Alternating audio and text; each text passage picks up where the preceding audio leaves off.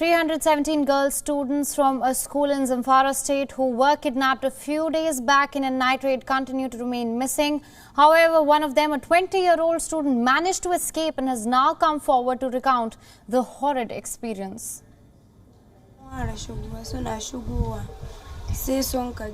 We were in the hostel, one of the dorm buildings, and the bandits came and they came to Safia House Hostel and started knocking on the main door. And the matron opened the door and they asked after the house captain. And she said the house captain is inside. One of the bandits drew the hands of the house captain and slapped her and asked to go. Then the bandits asked everybody to go inside the hostel and they chased some people and asked some to leave. And they walked towards our room and knocked on the door. Then we opened and they asked for the house captain, but everybody kept quiet. I'm scared of going back to school because of what happened really got me scared. But I will go back if the government tackle insecurity. More than 100 girls are still missing. Angered by the increasing attacks unleashed by armed bandits on schools, the parents are in distraught. They have called out the government and have urged them to do better in terms of strengthening the security measures in the state. Listen into this school teacher and father of 2 girls who were kidnapped. You as a classroom teacher, what will you do? You have nothing to say than to pray to God. But we are not 100% sure that they can bring back our girls in time. And we are not 100% sure that even if they bring them back, they will not come back with some injuries in their body. A suspected criminal gang attacked the government girls' science secondary school around 1 a.m. on Friday. No group has claimed responsibility of the attack. This is Nigeria's 3rd school kidnapping since in less than 3 months. Police are currently conducting joint rescue operations with the military. Heavily armed gangs known locally as bandits have stepped up attacks in northwestern and central Nigeria in recent years. President Muhammadu Buhari condemned the latest kidnapping and labelled it inhumane and totally unacceptable. He said that his administration would not succumb to blackmail by bandits who target innocent school students in expectations of ransom. The governor has also stepped up action to strengthen security and has ordered potential target schools to be shut.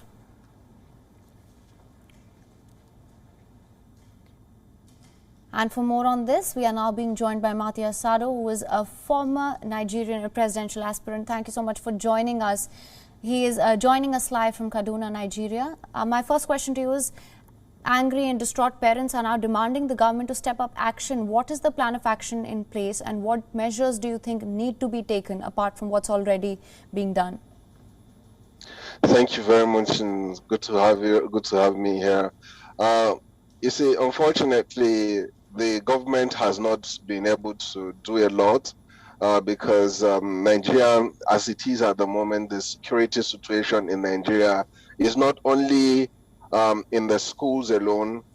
People are being adopted on the streets of Nigeria. Young people cannot move about peacefully. People cannot conduct their businesses without fear. So generally, there is a breakdown of law and order in Nigeria currently. The government, it seems to be overwhelmed because of lack of, let me put it that, maybe lack of capacity in terms of confronting the issues. And sincerely speaking, we cannot talk about having to solve the problems just like that, because these issues are some issues that we have, but some of us have warned about the fact that these days are going to come. You have in the northern part of Nigeria millions of young people that are not educated and are walking about the street begging on the streets of the country. These young people have graduated from begging to become armed carriers, and they are terrorizing the region. So really, I understand and I feel the pain of the parents of the abducted children, but sadly, the government of President Muhammadu Buhari has not, for any reason, shown capacity in terms of handling this situation. If you recall the story of Kankara boys that were adopted and that of Kagara, we saw that there were conflicting messages coming from government. The government said they did not pay ransom. The bandits said they were paid ransom. The parents and even the children confirmed that ransoms were paid. So really, I think at the moment the government seems to be confused.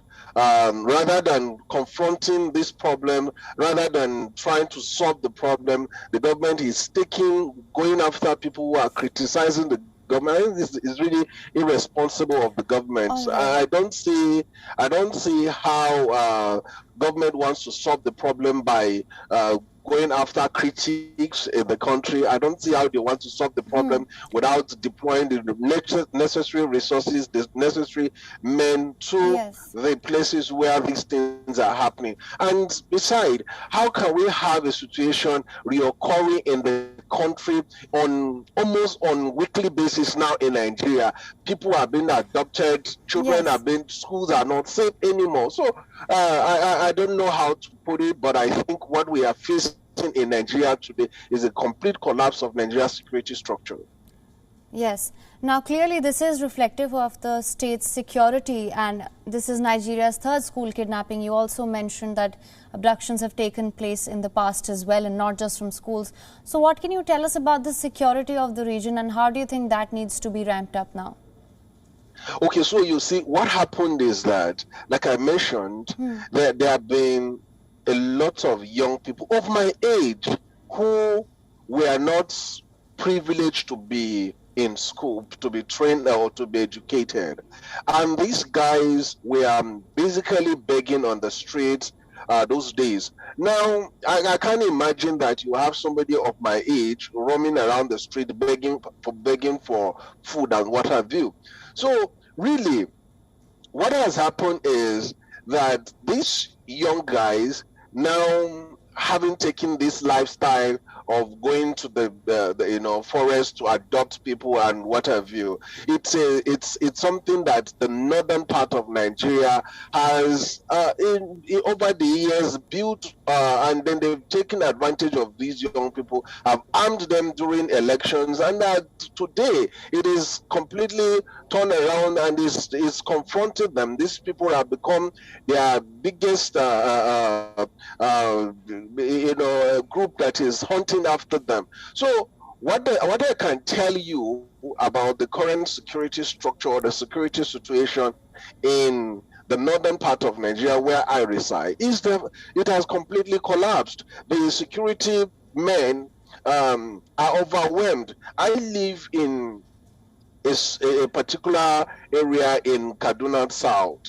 And I can tell you that at the square kilometer of maybe 10 to 20 square kilometer, we don't have a single police post in my place. So if you are faced with any security threats or security challenges, you are left completely on your own. A couple of weeks ago, some young people were walking on Sunday morning, just about 2 weeks ago. On Sunday morning, they were supposed to go to church, and gunmen just appear. So really, what I can tell you about the security situation particularly in the northern part of Nigeria, and generally from the report we are getting from everywhere, is the fact that it has completely collapsed. What I think can be done in the immediate solution would be that the government should honestly deploy the forces and use not negotiating with bandits, not talking to them and pampering them like you see Sheikh Gumi trying to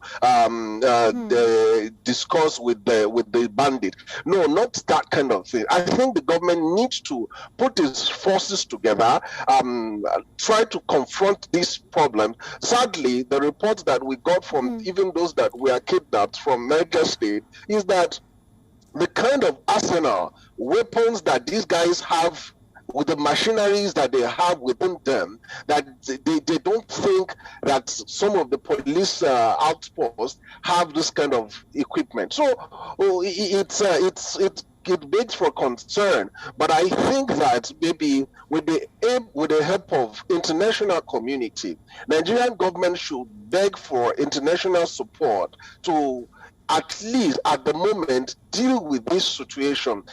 Handle these guys as criminals. Confront them and make sure that, we don't, they don't pamper them. All right. Mr. Matthias Sado, thank you so much for all your inputs on this. Thank you for joining us. You're welcome. WION is now available in your country. Download the app now. Get all the news on the move.